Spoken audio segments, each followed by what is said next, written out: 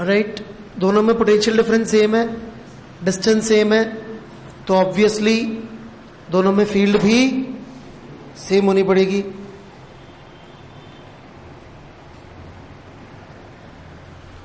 Is this okay? Is this okay? Right, और जहां तक इसकी बात है, sigma 1 by K1 epsilon not upon sigma 2 by K2 epsilon not is equals to 1, यही हो जाएगा। सॉल्व कर लीजिए। सिग्मा 1 बाय सिग्मा 2 का रेशियो, अच्छा वो नहीं निकलेगा इनसे, वो निकाल के दूं ना मैं। समझ में आया? फील्ड सेम होगी का लॉजिक। और आगे बढ़े।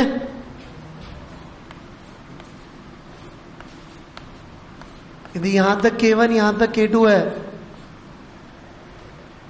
अब ये d/2 ये d/2 निकाल लेंगे इसका कैपेसिटेंस। कैसे निकालेंगे? हाँ, सीरीज मान के। चलिए आपकी मर्जी, मैं ऐसे नहीं करूंगा। मैं कैसे करूंगा मैं अपना बता देता हूं। राइट, आपको सीरीज बहुत अच्छा आता है, मुझे सीरीज से बहुत डर लगता है। राइट, आप ज्यादा समझदार लोग हैं, पता नहीं क्या क्या पढ़ रखा है आपने। ओके, मैं तो ऐसे करूंगा, यहां पे फील्ड लिखूंगा sigma bye K1 epsilon not, d/2 में यहां चला, plus sigma by K2 epsilon not, d/2 में यहां चला, must be equal to potential difference. Sigma को रख दिया Q बाय A, सॉल्व कर लिया तो उससे 1 बाय C आ जाएगा। That would be equal to जो आप लोग कह रहे थे वही जो सीरीज से आता। सो मतलब आप ठीक कह रहे थे। राइट, आंसर तो आ ही रहा है,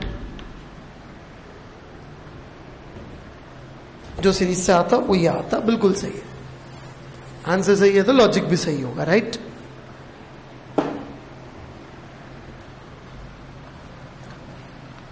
then answer me this. If we get a situation like this,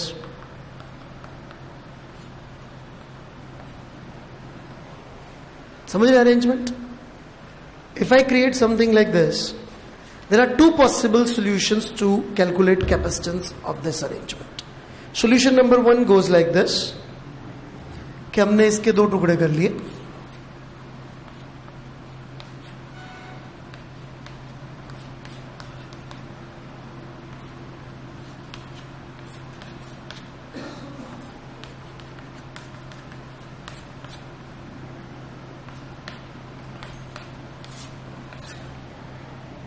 right, या फिर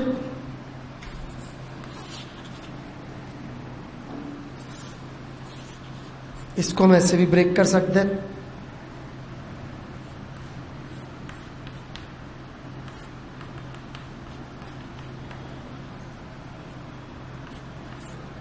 सीरीज जैसा आप लोगों ने समझाया मुझे,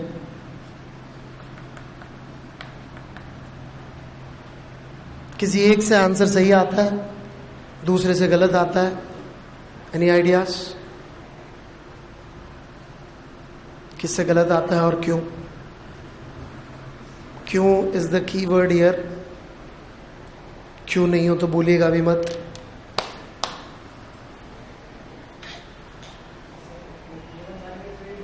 हाँ, कौन सा गलत है? क्यों?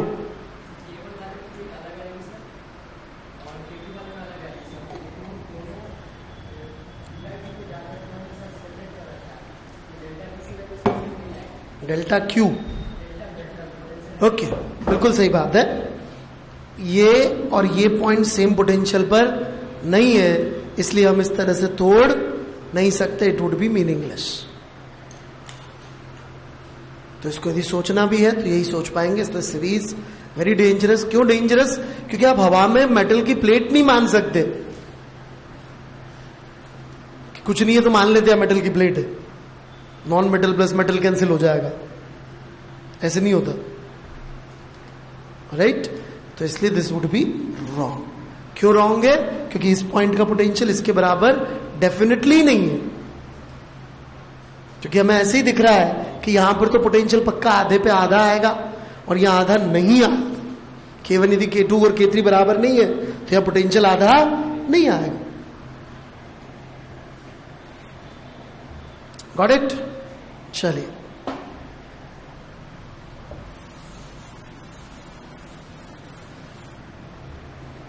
Energy.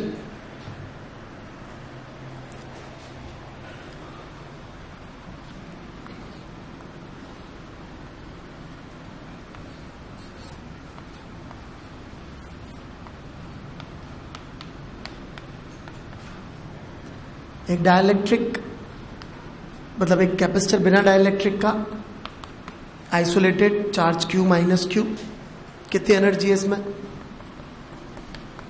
Q square by 2C0, C0 इसका कैपेसिटेंस, राइट। यदि हम इसमें डाइलेक्ट्रिक इंट्रोड्यूस कर दें,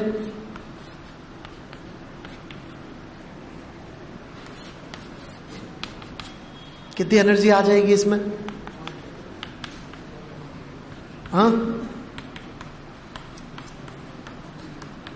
पहले से एनर्जी कम हो गई।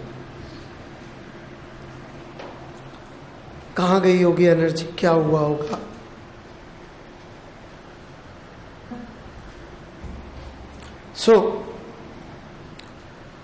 एनर्जी कम हुई है यहां पे, राइट। क्यों कम हुई होगी? क्या हो रहा है? Okay, this is how it goes. Explanation, ये पैरेलल प्लेट कैपेसिटर है,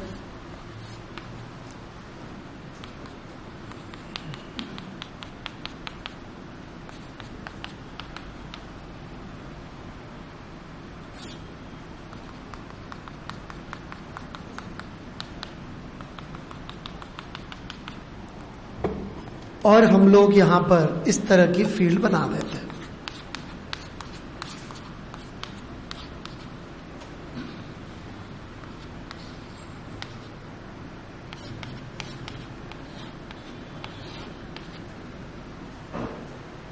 this is what goes on here. लेकिन एज पे भी फील्ड आएगी समथिंग लाइक दिस। क्यों? यहां से यहां गए तो पोटेंशियल में ड्रॉप हुआ, तो यहां से यहां जाएंगे तो भी होना चाहिए, और इधर से घूम के जाए तो भी होना चाहिए पोटेंशियल में ड्रॉप। तो फील्ड ऐसे एकाएक खत्म नहीं होती है। इनफैक्ट पैरेलल प्लेट का जो हम कैपेसिटेंस निकालते हैं A epsilon not by d, वो इतने इलाके का निकालते हैं, इस इलाके को हम डिस्कार्ड कर देते एच को। समझ रहे मेरी बात? ऑलराइट। यदि हमने इसमें एक स्लैब इंट्रोड्यूस करी समथिंग लाइक दिस,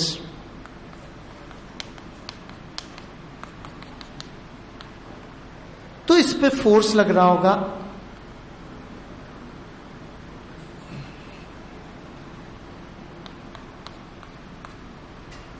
चार्जेस उल्टे बना दिए मैंने। इस पे तो चार्जेस उल्टे आएंगे ना, कि नहीं आती बात समझ में? तो इस माइनस के ऊपर फोर्स आएगा इधर, प्लस पे फोर्स आएगा इधर, और नेट फोर्स स्लैब पे लग रहा होगा नीचे, जो इसको खींच के अंदर ले आएगा।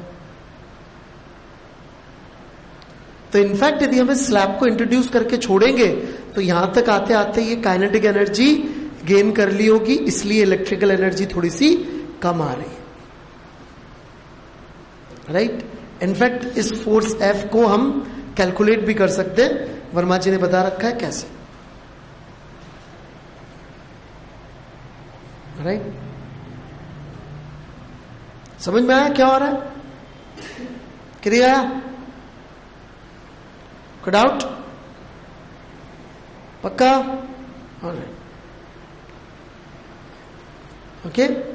मान लीजिए हम इसको ऐसे लेके आना चाहें कि काइनेटिक एनर्जी गेन नहीं करे, तो फिर हमें इस पे फोर्स लगाना पड़ेगा एक्सटर्नल, जो नेगेटिव वर्क करेगा। फिर अपन यू लिख देंगे dW external plus T, sorry, हम यू लिख देंगे basically minus F dx is equals to du, change in energy of capacitor, यदि हम F एक्सटर्नल लगा दें। लेकिन समझ में आ गया कि अंदर का फोर्स इसको खींच रहा होगा स्लैब को, तो ये काइनेटिक एनर्जी गेन कर लेगी। या तो हम यूं समझ लें, या यूं समझ लें कोई एक्सटर्नल फोर्स लगा है जिसने की एनर्जी को चेंज कर दिया, तो अपन बोल देंगे एक्सटर्नल फोर्स का work minus F external dx, right. In fact आप चाहे तो एफ एक्सटर्नल भी कैलकुलेट कर सकते हैं, which would be equal to F internal, और उसकी वैल्यू आएगी minus d u by d x. कितनी आएगी? Minus d u by d x.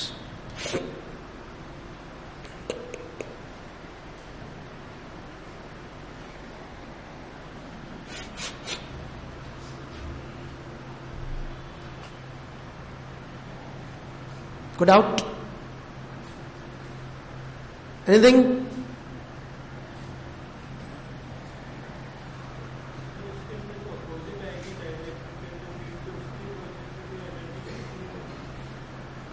वो ऑलरेडी इंक्लूडेड है Q square by epsilon not field में।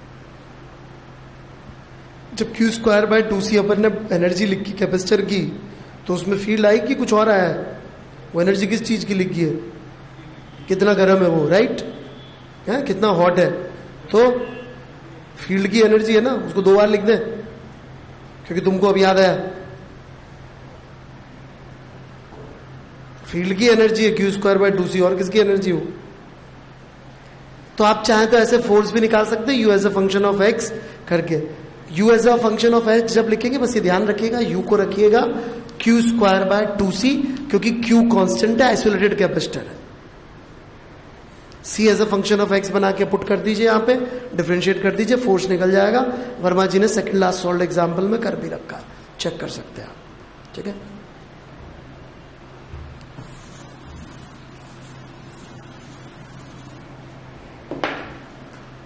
ऐसा ही केस इधर भी आता है, जब हम एक बैटरी से कनेक्ट करके यदि हम कैपेसिटर को लगा दें, तो भी घटनाएं तो ये की यही होंगी, राइट। लेकिन उस केस में फॉर्मूला जो है एनर्जी का, हम यूज करना चाहेंगे हाफ सी ई स्क्वायर।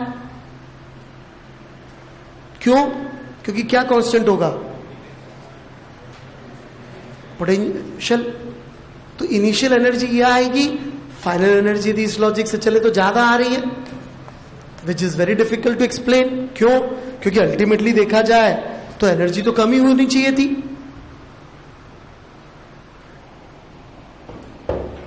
क्यों? क्योंकि जो डाइलेक्ट्रिक की स्लैब आई होगी वो एक्सेलरेट तो हुई थी, और मान लीजिए अपने डाइलेक्ट्रिक स्लैब को एक्सेलरेट नहीं होने दिया, हमने एक्सेलरेट नहीं होने दिया डाइलेक्ट्रिक की स्लैब को,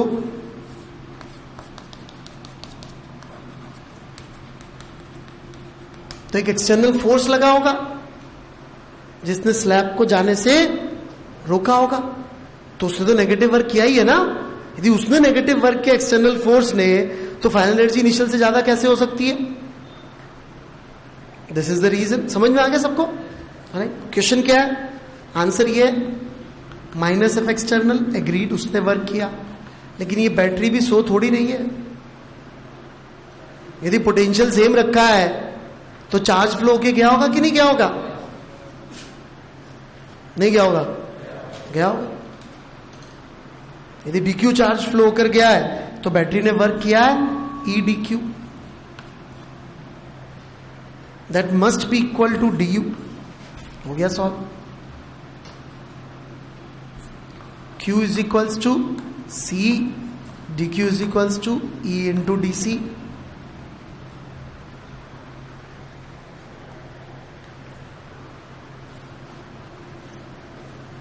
पुट कर लीजिए, आ जाएगा। समझ में आ गया बैटरी ने काम किया होगा कि नहीं समझ में आया?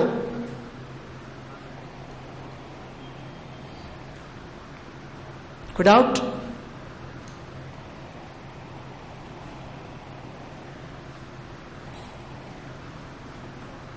एनीथिंग? पक्का? पक्का? कुछ भी पूछना है? किसी को कुछ भी पूछना है? नहीं?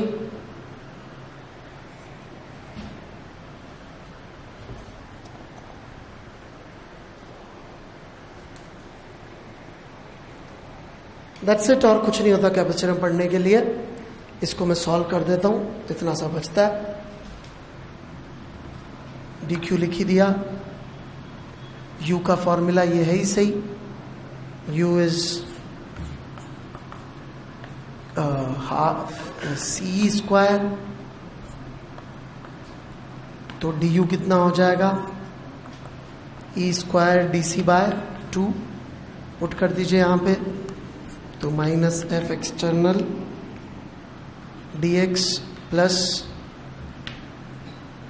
ई square D C is equals to E square D C by 2। सो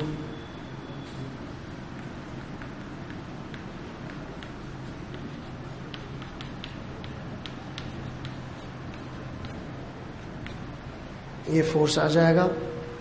वर्मा जी ने निकाल रखा है, second last solve example SC. Verma का, कॉपी करके ले आइएगा, मैं सब समझा दूंगा। पर लॉजिक सबको समझ में आ गया कि डाइलेक्ट्रिक स्लैब जब इंट्रोड्यूस कर दे तो उसके ऊपर एक्चुअली नेगेटिव वर्क करना पड़ेगा, नहीं तो अंदर घुसते घुसते वो एनर्जी गेन कर लेगी, स्टेबल नहीं बनेगा। इस सिस्टम में हमने बोला स्लैब यहाँ रखी हुई है तो तभी रख सकते जब अपन नेगेटिव फोर्स लगाकर, मतलब नेगेटिव वर्क करके उसको लेके आ, बस इतनी सी चीज। कोई doubt? Nothing, no question, no queries, no comments? ठीक है, तो ठीक है, आज थोड़ा जल्दी खत्म हो गया तो मैं यही रोक रहा हूँ। 10 मिनट में मैं मैग्नेटिज्म शुरू नहीं करूंगा, ठीक है? तो नेक्स्ट क्लास में हम लोग magnetic effect of current, bio Savart law